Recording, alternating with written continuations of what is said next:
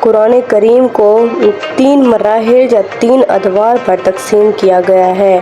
Number 1 عہد نبوت، number 2 عہد صدیقی رضی اللہ عنہ، نمبر 3 عہد عثمانی رضی اللہ عنہ۔ اب عہد نبوت کیا تھا؟ عہد نبوت وحی کے آغاز سے لے کر انتہا تک 23 سال مدت میں نبی پاک صلی اللہ علیہ وآلہ وسلم کا طریقہ یہ رہا کہ جیسے ہی کوئی آیت یا کوئی سورت نازل ہوتی تو آپ صلی اللہ علیہ وآلہ وسلم تابعین وہی صحابہ کرام سے وہ آیت لکھواتے۔ کاتبان وحی کی تعداد 26 یا 46 بتائی جاتی ہے، جن میں خلفاء اربعہ کے نام سرفہرست ہیں۔ یہ زمانہ ایسا تھا کہ آج کل کی طرح سہولیات تو تھی نہیں، اس لیے کسی چمڑے یا کاغذ کے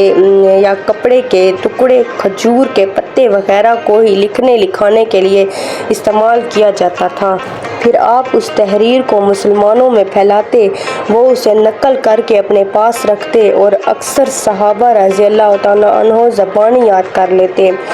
مخصوص کاتبان وحی کے علاوہ بہت سے صحابہ کرام نے اپنے طور پر قرآن کریم لکھ لیا تھا۔ عمرو بن عاص رضی اللہ تعالیٰ عنہ کا بیان ہے کہ میں نے عہد نبوی میں سارا قرآن کریم جمع کر لیا تھا۔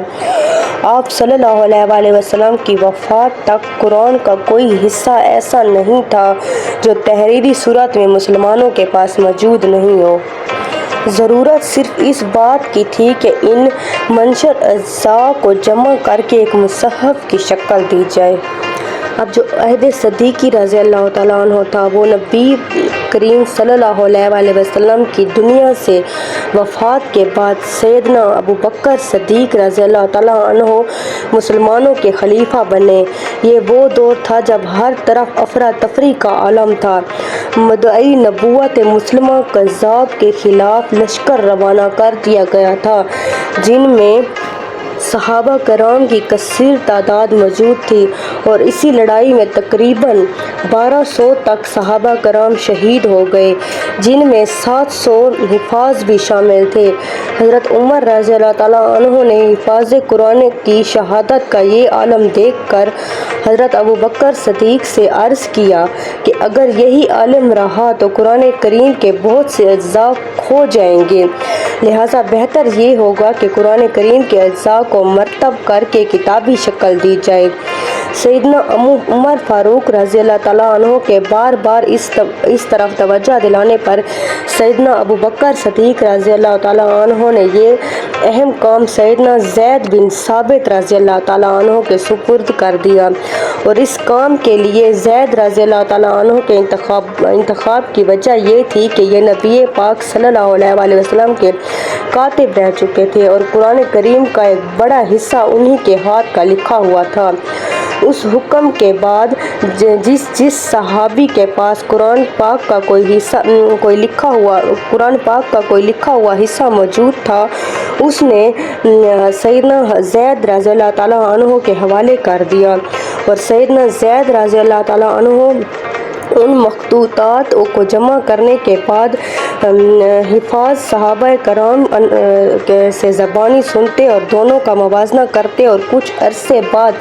نہایت عرق ریزی اور جان فشانی سے قرآن کریم کا ایک خوبصورت نسخہ تیار کیا، جو ترتیب و تدوین کے لحاظ سے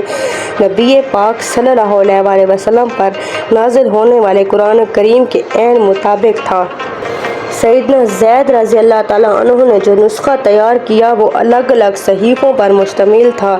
وفات تک یہ نسخہ سیدنا ابو بکر صدیق کے پاس رہا،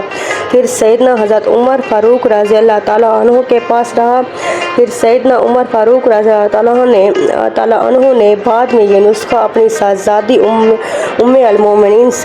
سیدہ حفصہ رضی اللہ تعالیٰ عنہ کو دے دیا تھا۔ اب عہد عثمان غنی رضی اللہ تعالیٰ عنہ۔ عہد عثمان غنی رضی اللہ تعالیٰ عنہ میں جب اجمی اور دیگر قبائل عرب سے تعلق رکھنے والے لوگ اسلام میں داخل ہونے لگے تو قرآن کریم پڑھنا ان کے لیے مشکل تھا، لہٰذا انہوں نے عربوں سے پڑھنا شروع کیا۔ چونکہ عرب قبائل کے لہجوں میں اختلافات کی وجہ ان کی قرأت میں اختلاف واقع ہوا تھا، جس کی وجہ سے قرأت کا یہ اختلاف عجمیوں میں بھی سرایت کر گیا۔ اس دور میں مسلمان سپہ سالار مختلف ممالک میں برسر پیکار تھے۔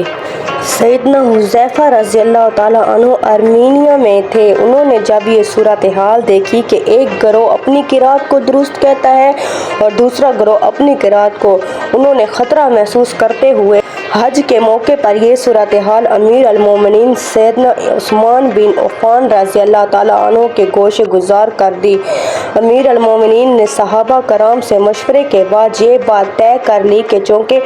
شروع میں قرآن پاک قریش کے لہجے میں پڑھا جاتا تھا، لہٰذا اب بھی اسی میں پڑھنا چاہیے تاکہ یہ اختلاف رفع ہو جائے۔ اتفاق رائے کے بعد سیدنا عثمان رضی اللہ تعالیٰ عنہ نے ام المومنین سیدہ حفصہ رضی اللہ تعالیٰ عنہ سے سیدنا عمر فاروق رضی اللہ تعالیٰ عنہ کا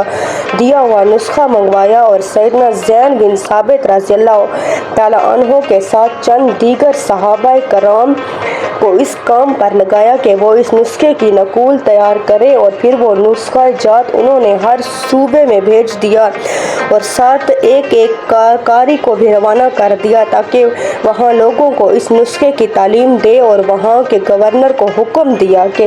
اس نسخے کے مطابق اپنے لیے اور نسخے تیار کروا لو۔ اس کے بعد آپ نے اعلان جاری کیا کہ جہاں کہیں ایسے نسخے موجود ہوں جو اس نسخے سے ہٹ کر ہوں تو اسے تلف کر دیا جائے تاکہ امت میں اختلاف پیدا نہ ہو۔ چونکہ آپ نے امت کو ایک قرأت پر جمع کیا، اس لیے آپ کو جامع قرآن کے لقب سے یاد کیا جاتا ہے۔